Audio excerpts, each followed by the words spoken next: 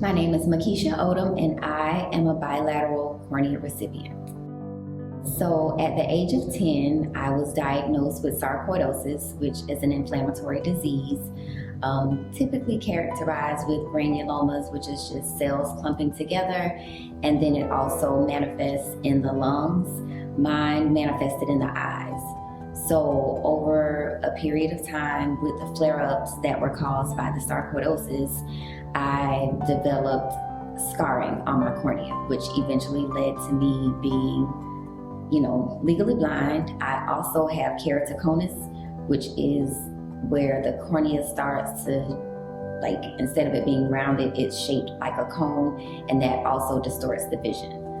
So over a period, from the age of 10 is when the flare-up started, but for 7 years, starting at around the age of, about 26, 27, is when the vision really started to deteriorate and decrease, and I eventually became legally blind.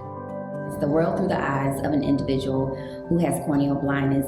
It just looks like the room is filled with smoke. Everything is distorted. Colors are blurred. Faces are blurred. You can't see the details.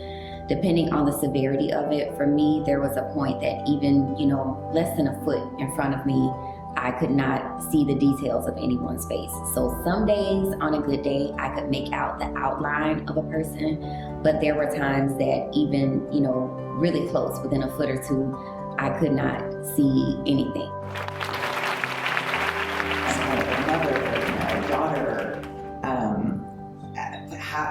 What was the impact like on you? Losing my independence was the hardest thing for me. I was always a very independent person. I was the single mother of 3 young girls. So the ability to work and drive was really important to me. So losing the ability to do that when I couldn't work, that meant that financially I was not able to provide for my children. And that was hard. What would you say to a donor family, the impact that it makes on recipients?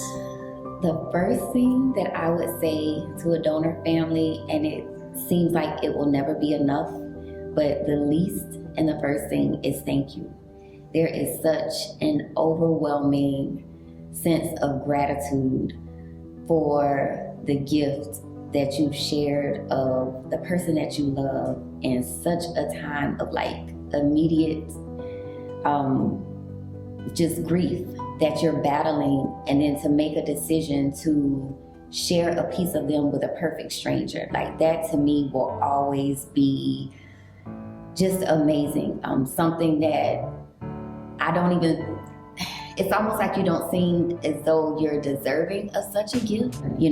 How Caleb, my donor, transitioned, but once I found out, just that within a couple of hours, without hesitation, his parents said yes to sharing him with what we now know is 41 people.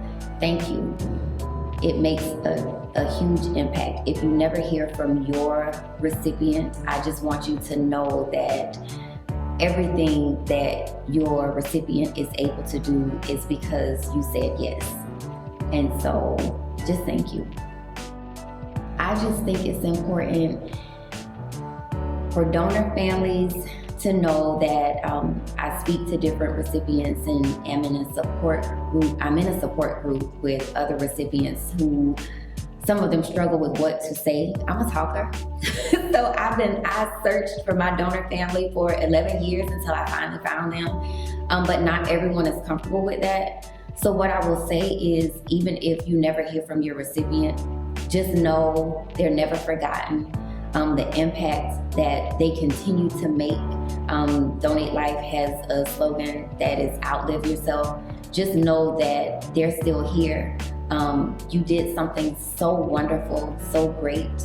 So thank you for that. I hope that you find rest and comfort and peace and strength in knowing that.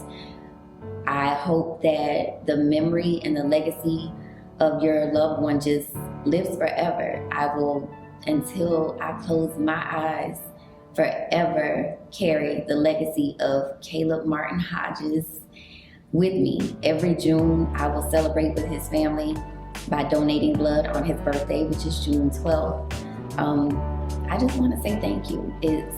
I struggle to put into words, the impact that it makes, but absolutely amazing.